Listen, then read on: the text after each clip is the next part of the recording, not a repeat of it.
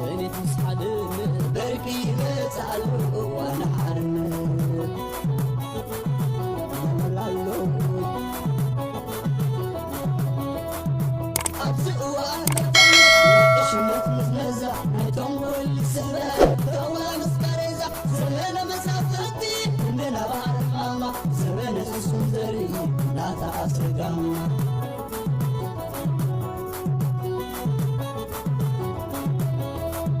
زمن يهودا بالتأبيد نقوليا درباب وانجف ومسون خياري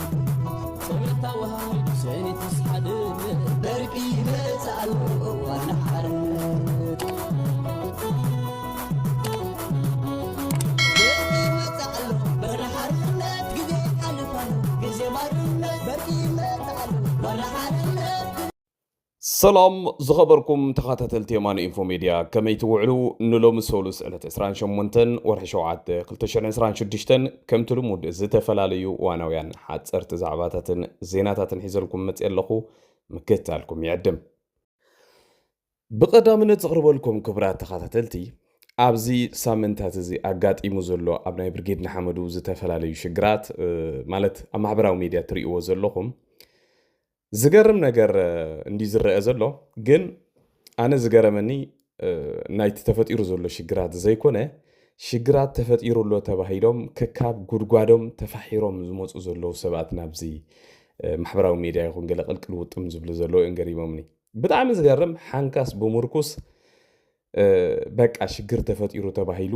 ገሊኣ ብዕላማ ገሊኣ ብምርሳን ብስምዒት ናብዚ ማሕበራዊ ሚድያ ቅልቅል ውጥም ዝብሉ ሰባት ብዙሓት ትሪኢኹም ሰሚዕኹምን ኣለኹም لعل كلهم زقرم قل نايز سبزي زي يوئل زبهال سب بزحات سبات نزي سب كم تقالا سايز فولت سبات اللو من البات مسلوم كم تقالا سايز فولت أخو اليوم أنا زي سب زقن تقالا سايز لي خقموتو بتعم يسقمني كاب حلو في تاريخه كاب تزقبره كل عينة من قصات كريو خلوه إذا سب زخونة هالأخو زلوا سب كم زخونة رح أنا رجعيت أزلوا بس زخونة زلوا ما جدي بتقول لك زي زقبروا إنترفيو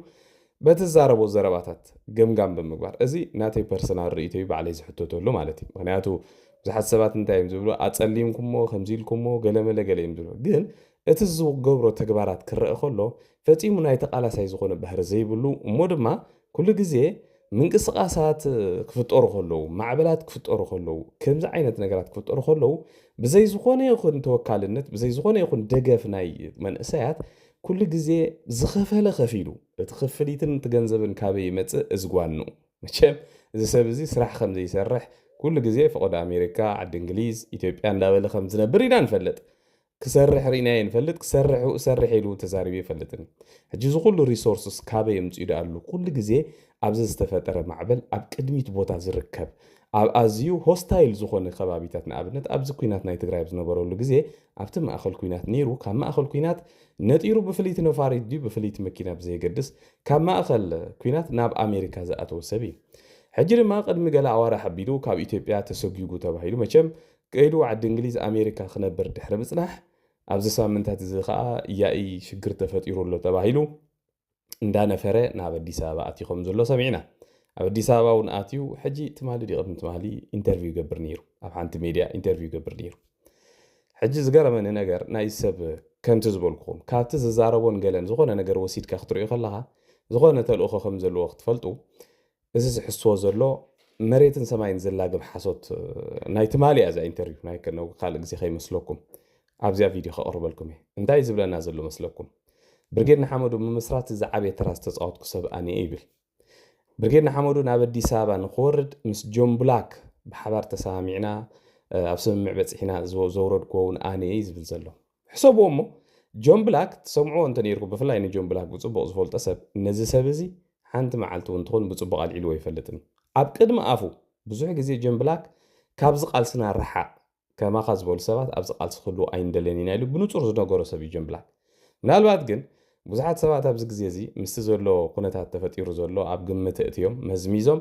ብሽም ጆን ብላክ ክጽሽቅጡ ንርኢ ንዕዘብን ኣለና ንጆን ብላክ እውን ኣብ ቤት ማእሰርቲ ስለ ዘሎ ርእይቶ ክህብ ስለ ዘይክእል ብዙሕ ግዜ ኣብ ማሕበራዊ ሚድያ ወፂኦም ይዛረብሉ ጽባሕ ንጎ ጆን ብላክ ወፂኡ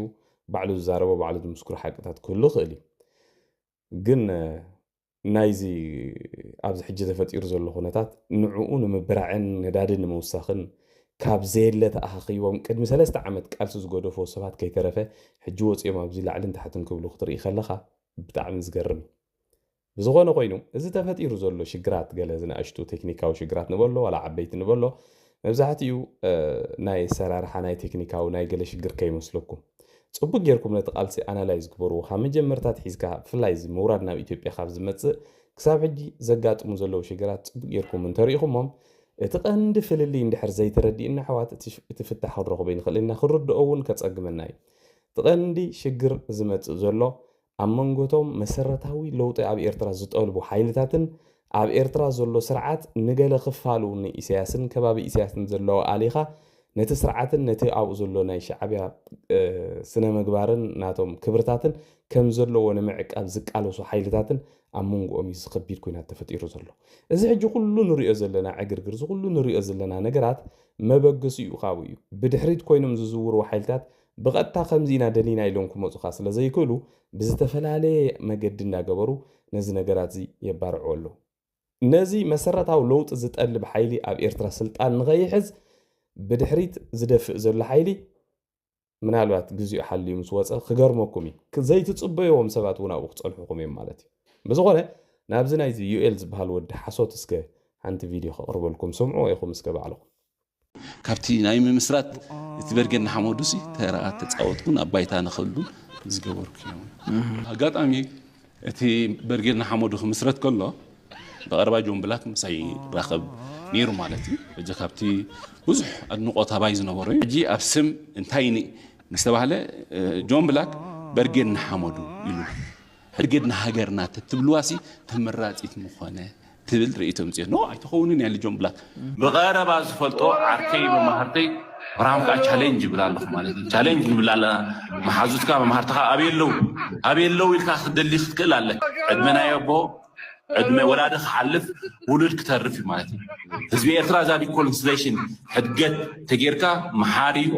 ብሰላም እዩ ዝሓስብ ካልእ ዝቕርበልኩም ሕፅረ ቢለ ክቡራት ተኸታተልቲ ኣብዚ ሰሙን እዚ ኣብ መንጎ ወዲ መምህርን እቲ ሓደ ወዲ መምህር ኣብ ኤርትራ ዘሎ ወዲ ፍጹም ወዲ መምህርቲ ጀነራል ናይ ኤርትራ ማለት እዩ ዝተፈጥረ ናይ ግብረ መልሲ ወይ ከዓ ናይ ነቐፌታን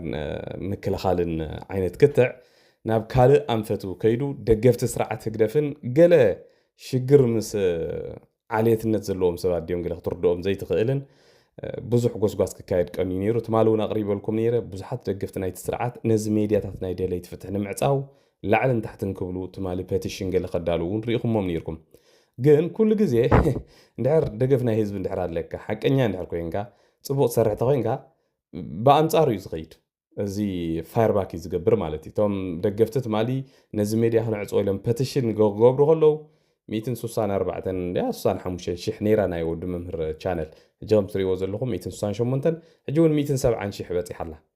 ትቕፅል እያ ዘላ ይዓቢ መሊሱ እዩ ዝውስኽ ከምኡ ኢኻ ሓቀኛ ሰብ እንድሕር ኮይንካ ኩሉ ግዜ ህዝቢ ኣብ ጎንኻ እዩ ዝኸውን ሕጂ እውን እቲ ፈተነታት ደው ከብልዎ ይክእሉን እዮም ብቐጥታ ክንከታተሎምን ነዘን ሜድያታት ናትና ድማ ዝኾነ ርእይቶ ዕቃበታት ክህልወና ክእል እዩ ሜድያታትና ተተዓፅዩ ግን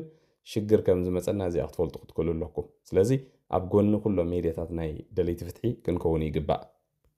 ካልእ ዘቕርበልኩም ክቡራት ተኸታተልቲ ኣብዚ ዝሓለፈ ሳምንታት መቸም ዝተፈላለዩ ጋዜጠኛታት ዩቱበራት ኣብ ኤርትራ መብፃሕ ብምግባር ምስሊ ናይ ኤርትራ ከም ዘለዎ ከይሓሰው ብካሜራ ቀዲሖም ምንታን ሰብ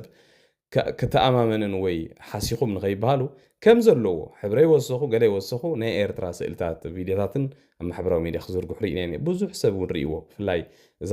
እዞም ዳሕረወት ክልተ ጋዜጠኛታት ኣብ ባፅዕ በፂሖም ዝመፁ ብሙሉእ እቲ ዘቕረቦ ቪድዮታት ዓለም ዘገረመ ንኤርትራዊ ንገሊኡሲ ንኸኣምኖ ዘፀገሙ እዩ በዚኣ ዝተቆጥዑ ደገፍቲ ናይቲ ስርዓት ብፍላይ ድማ ሜድያ ሒዞም ዘለዎ ከም በዓል ዝሓውና ድራር ዝበሃል ዝገርም ክሌም ወይ ከዓ ዝገርም ዓይነት ግብረ መልሲ ክህብ ሰሚዐ እዮ ነው ሕጂ እንታይ ዝብል በጃኹም ኣብ ኤርትራ ዘለኹም ሰባትሲ ናይ ባፅዕ ስእሊ 4x4 ጌርኩም ናብዚ ማሕበራዊ ሚድያ ኣጨናንቕዎ ፈንዎ በጃኹም በቃ እዚ ምስሊ ናይ ኤርትራሲ ብፅቡቅ ክላዓል ኣለዎ እዩ ዝብል ዘሎ ሕጂ ኣነ ሓደ ግዜ ይጠራጠረ እዚ በዓል ዝሰብ እዚ ፈሊጡ ዶ ኸውን ከምኡ ዝብል ወይስ ናይ ብልቡ ዲኹም ዝብል ኣነ ይገርመኒ ሕጂ حلنو شيطو سب كم زخبل كله بقى تطرطر يخا ناي بحق حدا حدا غزي انتي تهزب ديو زحمم زلو ولا انا دي زحمم زلو خي خاتبلنا حجي ناي باصع سئلس قدم سومن زفنو وسئل زوم غازيطኛ ተወጻተኛ ታተይብና ከም ዘላታ ቪዲዮ ገይሮም አቅሪቦምና እዚ ሓውና ካንታ ይብላሎ ኣብ ገርጉሱም ከባቢ ኸይዶም ካብ ደገ ኸይዶም ሊዮም ገለ ዝዛናጉዕ ሰባት ቪዲዮ ምጽስ በቃሪዮ እዚ ተሐቀኛ ስእሊ ይብለናሎ ቁስሊ ናይ ሃገርና ባዕልና እንድሕርና ሓብኦ ኮይና ሃገርና ክትዕረ ኣይትኽእልን ስለምንታይ ግን ከምዚ ይምረጽ ኣሎ ኣነ ገርመንሉ እቲ ህዝቢ ሕጂ እዚ ሓበሬታ ይብሉን ማለት ኣይኮነን ኣይፈልጥን ማለት ኣይኮነን ወይ ነቲ ቪድዮ ኣይኣምኑን ማለት ኣይኮነን ዝሓውና ግን እንታይ ዝገብር ዘሎ ነቲ ውፅዕ ህዝቢ ኤርትራ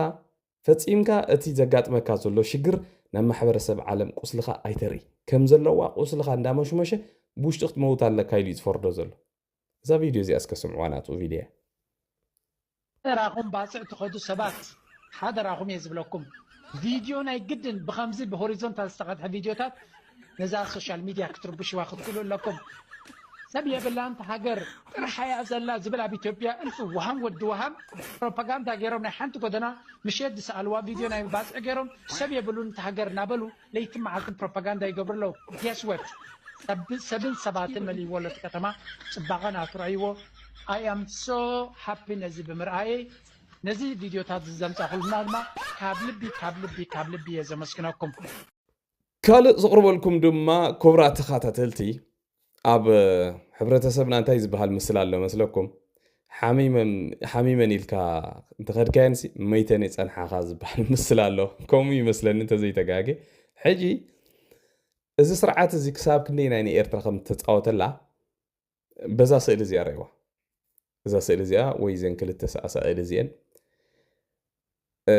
እዛ ትሪእዋ ዘለኹም ጥዕና ዘይብላ ትመስል ኣዴና ንበላ ሚኒስትሪ ጥዕና ናይ ኤርትራ እያ ኣምና ንርሑሸን ትበሃል ሚኒስትሪ ጥዕና ናይ ኤርትራ እየ ዝብለኩም ዘለኹ ሕጂ እዚኣ ናይ ሚኒስትሪ ጥዕና ናይ ሓንቲ ሃገር ኢልካ ንሓደ ሰብ ክተላልዩ እንድሕር ፈቲንካ እቲ ሰብ እንታይ ክብለካ ከም ዝኽእል ፍሉጥ እዩ ሓደ ዋላ እቲ ዕድሚ እያ ረእዋ ኩሉ ነገር ረእዋ ሕጂ ኣነ ይምካሕ ኣይኮንኩን ዘለኹ ወይ ሕምምቲ ኣገለ ይኮንኩን ዝብላ ዘለኹ ግን ስለምንታይ እዩ እቲ ሃገርሲ ብኸምዚኦም ዝበሉ ሰባት ዕድሜኣ ሙሉእ ኩሉ ሚኒስትርታት ተታሒዙ እቲ ሃገር ብናእሽቱ ወለዶ ክትመሓደር ዘይተደልየሉ ምክንያት እንታይ እዩ ትሽግር ከመይ እዩ ዝሰርሕ ተኣርእስና ናትና ብጣዕሚ ዝገርመኒ እዚ ሰብኣይ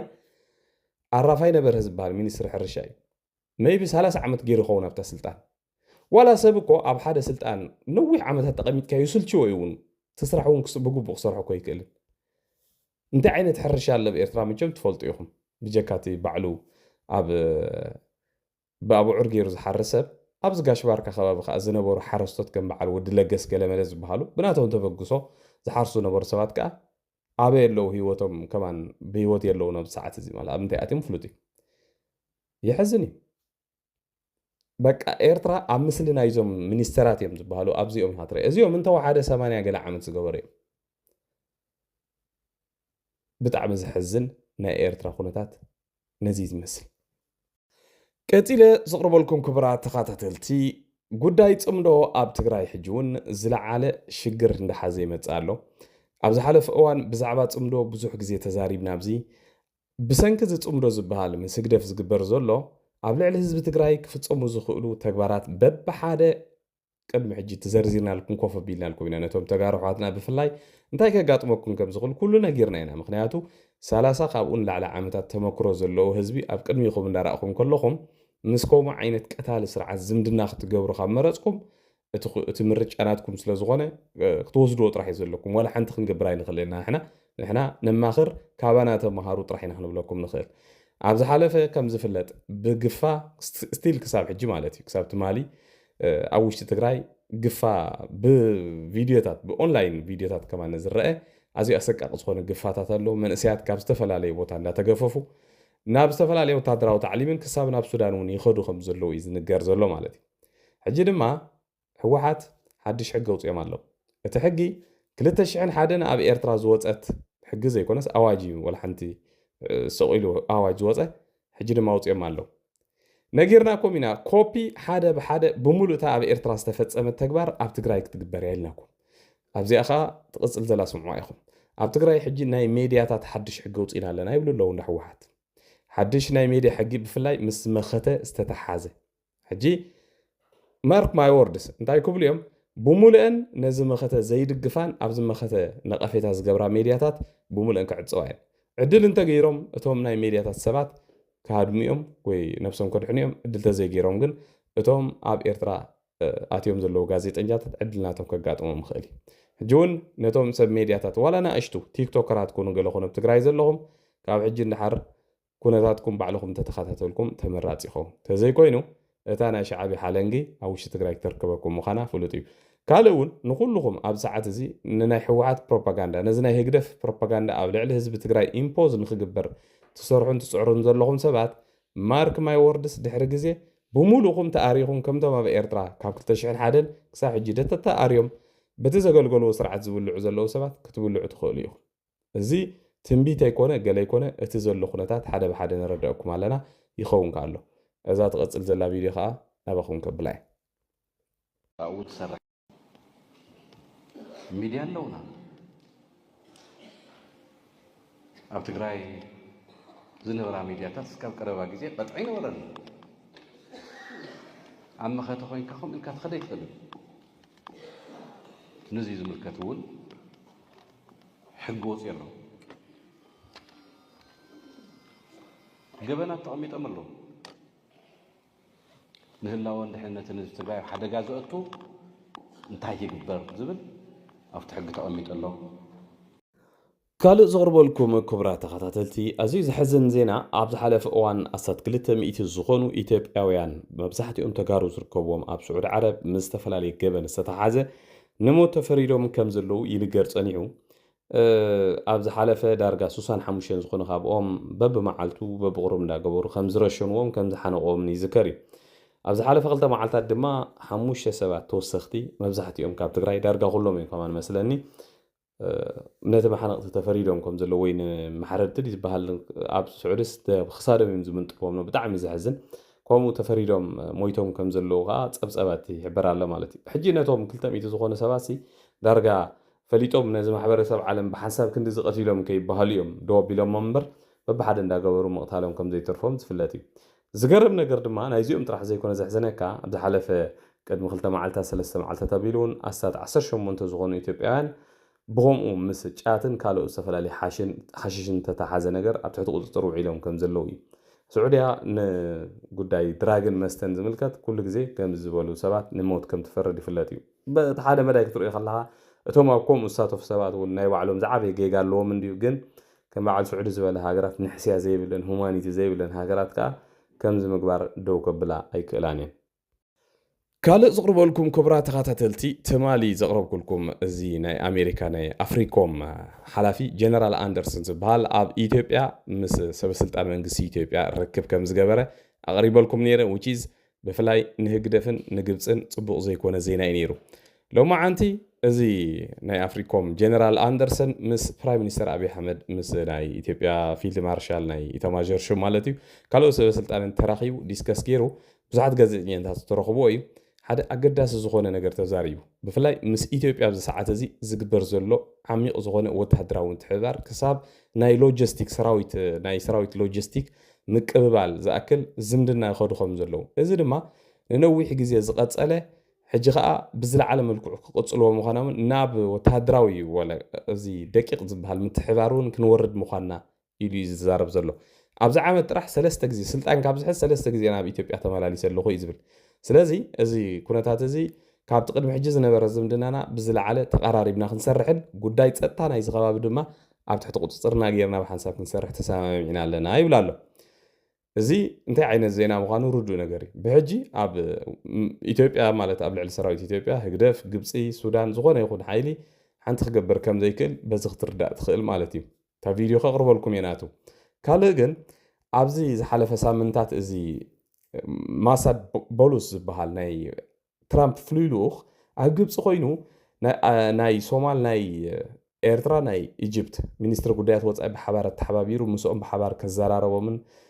ብሓባር ምስኦም ክዝትን ቀኒ ነይሩ ሕጂ እዛ ጉዳይ እዚኣ ንኢትዮጵያ ኣይሐጎሰቶምን بدحريو دبلوماتنا إثيوبيا ديليجيشن ناب أمريكا بمخاد بزعبة زقديزي طرعنا مغربهم أبزقا وصي زلو صحف رأيوه زي أبز أفريكان ريبورت زوت صحفيو زي ماساد بولوس بحال فليلو أخناي ترامب أبز ساعات زي أنتي إثيوبيا وهيك أنصار إثيوبيا زغيد بروباغندا أوشت قبص خوينو مسناي أنصار إثيوبيا زغونا هاجرات صومال إيرترا مسن كوينو كومي قبرالو زبل تسابس أبيهم حيزوم وطيو مغنياتو زي ماساد بولوس بحال حدا عرباو مبقل زلو سبيو بستفلالي مقد خا أب ساعات زي مس قبصن مس إيرتران وقينيو أو خوينا زا مغنياتو أتي قدم حجونا بإثيوبيا بس حندي مبصح جن تسقبرو زلنا نجار بفلاي نايزوم سلست هاجرات مينسترات مسناي قبصي أو هايدو أبس قبص سقبرو زلنا نجار إثيوبيا حقو سايت إلني مغنياتو قبص تسقبرو زلا زيناي كونتينمنت بوليسي بحالنا مخباب بوليسي ردو نجاري مالتي فلازي تناي أمريكا زيناي أمريكا زمدنا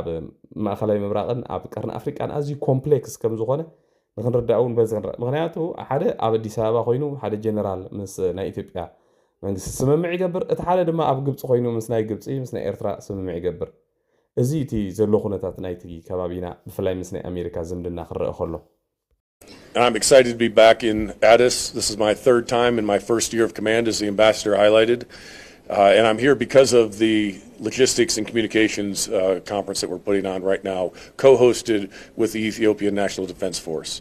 This is a great opportunity to look at how we can move forward to the future, how we can address the digital age,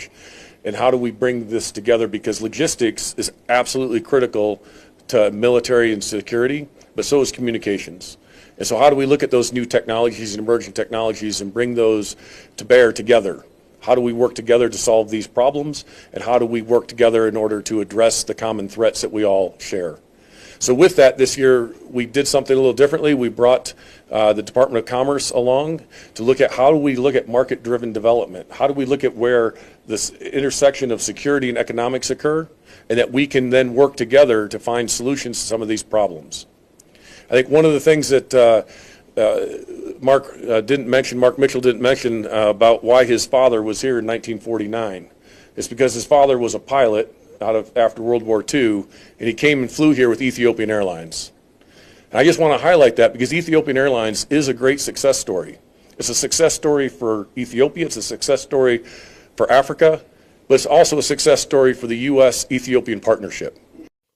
أب مودة زغربلكم كبرات تخاتلتي أب سودان زلو خونتاتيو سراويت البرهان أب ساعات زي نسفيح كبابيتات سودان بفلاي نعراب سودان زي كوردوفان كبابي مسكارتم زراخب هايوين بزحاتنا اشتكاتماتاتن تقاطات إيرو دارغانا مولا عوت قصو أب زغرول زلو وان